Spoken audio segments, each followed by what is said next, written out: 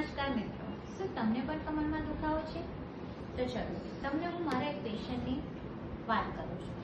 મારા એક પેશન્ટને કમરમાં દુખાવો હતો અને એમણે ઓર્થોપેડિકને બતાવ્યું તો એમને કહ્યું કે એમને ગાદીમાં સોજો છે અને મણકો દબાઈ ગયો છે અને એમને પછી યોગ્ય દવા આપી અને કહ્યું કે ઘરે 2-3 દિવસ રેસ્ટ કરવાનું છે, હેવી વજન ઉપાડવાનું નથી અને નીચે બેસવાનું નથી. પેશન્ટે એમની ડેલી રૂટીન અને કામમાં બિઝી એટલા હતા કે એમને બધું ચાલુ રાખ્યું. એમને થયું કે હવે દવાના લીધે દુખાવામાં ફરક છે, સારું છે તો કંઈ વાંધો નહીં આવશે. પણ અઠવાડિયામાં એમનો દુખાવો એટલો બધો વધી ગયો કે એમને માત્ર કમરમાં નહીં પરંતુ આખો પગ ખેંચાવા લાગ્યો અને ચાલવામાં પણ તકલીફ થવા લાગી અને તાત્કાલિક એમણે હોસ્પિટલમાં એડમિટ થવા પડ્યું.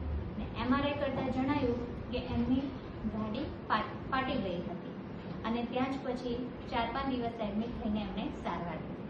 તો મિત્રો, બોડી હંમેશા તમને એક સંકેત આપે છે અને એ એટલે કે દુખાવો. તમારો દુખાવો તમને કહે છે કે તમારા બોડીને તમારો અટેન્શનની જરૂર છે. તો યોગ્ય ફિઝિયોથેરાપી સારવાર અને ડૉક્ટરની સલાહ તમે પ્રોપર લો તો તમે તમારા કમરના દુખાવાને સારો કરી શકો છો. અને જો એને ઇગ્નોર કરશો તો લોંગ ટર્મ માટે તમે પોતાની હેલ્થને મુશ્કેલીમાં મૂકી શકો છો. તો તમને પણ કમરનો દુખાવો હોય તો આજે જ અમારા ક્લિનિક શ્રી દધીચી ફિઝિયોથેરાપીની મુલાકાત લો અને ડૉક્ટરની યોગ્ય સલાહ માની તમારા દુખાવાને કાયમ માટે દૂર કરો.